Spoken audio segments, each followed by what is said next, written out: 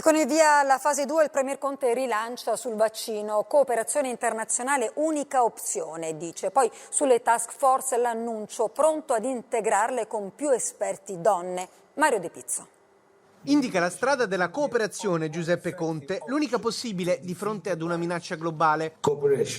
Posizione ribadita dal Premier nel corso della maratona internazionale per la raccolta fondi che in poche ore raccoglie quasi 7 miliardi e mezzo di euro. Obiettivo? Un vaccino anti-Covid che per Conte dovrà essere assolutamente accessibile a tutta la popolazione mondiale. Tema oggetto nei giorni scorsi anche di una conversazione con Bill Gates tra i sostenitori del progetto. Per la ricerca di vaccini e cure, l'Italia mette a disposizione oltre 140 milioni e c'è l'impegno dell'Europa, 1 miliardo lo stanziamento annunciato dalla Commissione von der Leyen. L'Italia rivendica un ruolo guida anche perché nel 2021 presiederà il G20. L'OMS ringrazia Roma per aver ribadito il valore della collaborazione internazionale e il Premier, colpito dall'appello di un gruppo di senatrici, si impegna a coinvolgere più donne nelle task force per la ripartenza, un cammino che comincia proprio oggi con la fase 2. L'appello di Conte è alla responsabilità degli italiani. Non disperdiamo i sacrifici degli ultimi 50 giorni. Se ami l'Italia, mantieni la distanza. L'invito anche sui social di Palazzo Chigi.